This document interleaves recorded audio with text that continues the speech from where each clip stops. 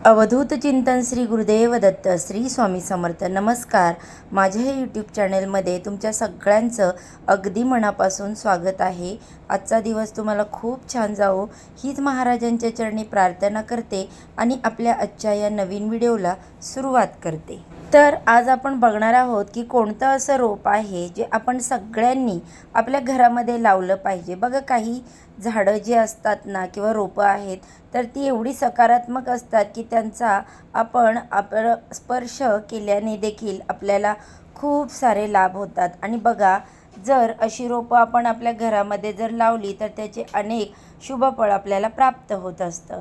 तर आज मी तुम्हाला असंच एक सिक्रेट सांगणार आहे किंवा जे रोप आहे तर त्याचं नाव सांगणार आहे जे आपण नक्की घरामध्ये लावू शकता. त्यामुळे आपल्या अनेक आर्थिक समस्या दूर होतात, पैशाच्या अडचणी दूर होतात, कर्ज असेल तर ते देखील दूर होण्यास मार्ग तुम्हाला सापडतात. त्यामुळे बघा, नक्की तुम्ही असं हे रोप तुमच्या घरामध्ये लावलं पाहिजे. हे जर रोप आपण घरामध्ये आपल्या लावलं तर अनेक सकारात्मक लहरी आपल्या घरामध्ये प्रवाहित होतात. ज्या काही नकारात्मक ऊर्जा आपल्या घरामध्ये असतात आणि ज्या नकारात्मक ऊर्जेमुळे आपली आर्थिक परिस्थिती थांबलेली असते, तर बघा, या रोपामुळे ज्या काही आपल्या ज्यानी म्हणजे जे काही पैशाचे अडचणी असतात त्या दूर होतात. मार्गामधील अडचणी असतात, आपल्या आर्थिक अडचणी, तर त्या देखील नक्कीच दूर होतात.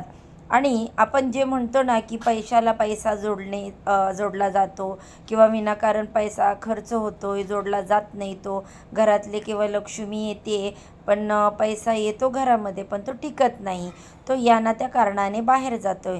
तर हे रोप आपण घरामध्ये लावल्यामुळे आपला पैसा टिकून देखील राहतो. म्हणजेच काय, तर लक्ष्मी स्थिर राहते. त्यामुळे बघा, आपल्या पैशाचं नुकसान होऊ नये किंवा एखाद्या कडून उसने दिलेले पैसे जे असतात तर ते पुन्हा मिळायला आपल्याला खूप कठीण होतं, ते मिळत नाही. तर अशा पण हे जे काही तुम्ही रोप लावू शकता यासाठी देखील, या समस्या दूर होण्यासाठी.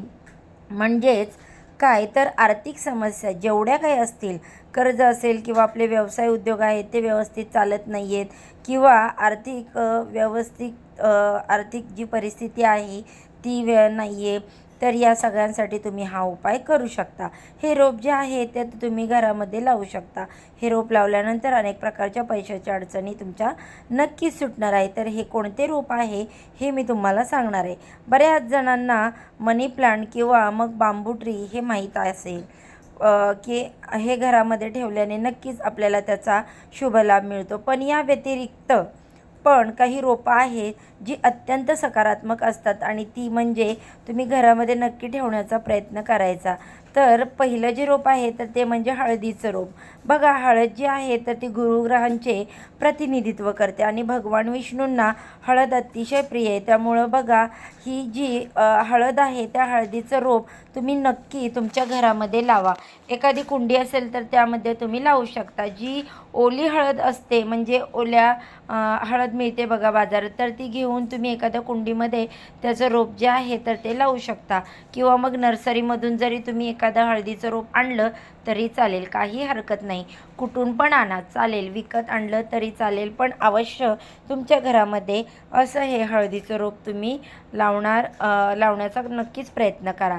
अत्यंत सकारात्मकतेने असं भरलेलं हे रोप असतं. जेव्हा तुम्ही तुमच्या घरामध्ये हळदीचं रोप लावता तेव्हा घरातल्या अनेक ज्या वाईट शक्ती आहेत त्या सगळ्या दूर होतात. जे काही अलक्ष्मी आहे झाडांच्या सकारात्मक प्रभावाने या दूर होते आणि आपल्या घरामध्ये लक्ष्मी खेचली जाते. आणि मी तुम्हाला आत्ताच सांगितलं, हळद जी आहे तर ती बृहस्पती ग्रहाचं म्हणजेच गुरुग्रहाचं प्रतिनिधित्व करते. त्यामुळे जेवढ्या काही आर्थिक समस्या आहेत त्या सगळ्या दूर होतात. त्यामुळे बघा, अवश्य असं हळदीचं रोप तुम्ही घरामध्ये नक्की लावा. आणि सगळ्यांना माहीत आहे, हळद जी आहे तर ती अत्यंत गुणकारी असते.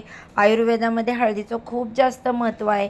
त्यामुळे अशी ही हळद जी आहे, हळदीचं रोप आहे ते तुम्ही तुमच्या घरामध्ये लावण्याचा प्रयत्न करा. त्याचबरोबर जेव्हा आपण हळदीचं रोप आपल्या घरामध्ये लावतो तेव्हा अनेक शुभकार्य आपल्या घरामध्ये घडून येतात. त्याचबरोबर जे काही अडलेली रखडलेली कामे आहेत, सतत एखाद्या कामामध्ये अडथळे विघ्न येत असतील तर ते देखील अशा हळदीच्या रोपामुळे दूर होतात.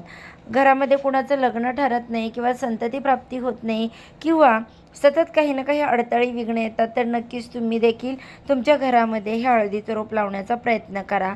बघा, त्यामुळे अनेक शुभ फळ आपल्याला प्राप्त होतात. कारण आपल्याला सगळ्यांना माहीत आहे की शुभ कार्यामध्ये नेहमी हळदीचा वापर पहिल्यांदा केला जातो. त्यामुळे आपल्याला असे हे हळदीचे रोप नक्कीच घरात लावायचे आहे.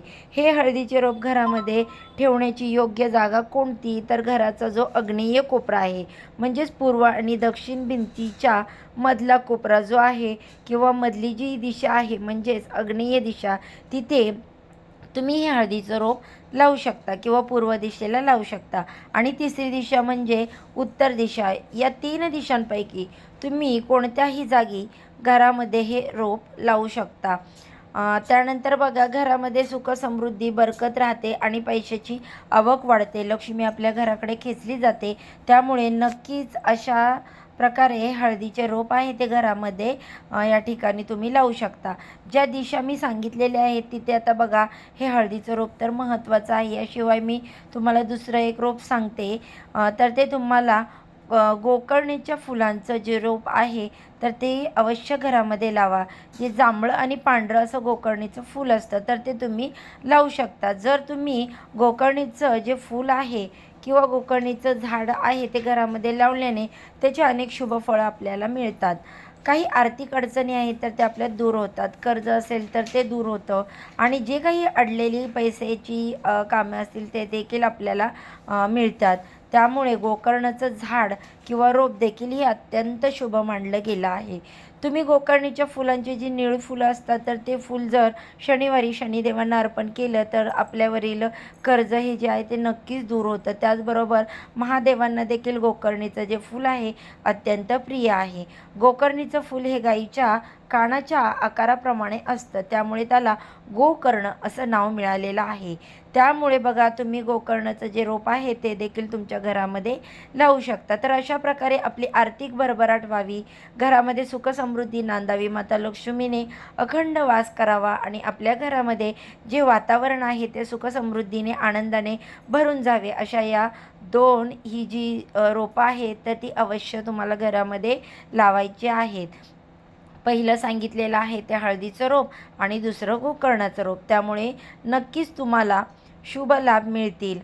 एखादं शुभ दिन बघून तुम्ही अशा प्रकारे हे रोप आहे ते लावू शकता. त्यामुळे असंख्य लाभ तुम्हाला होणार आहेत.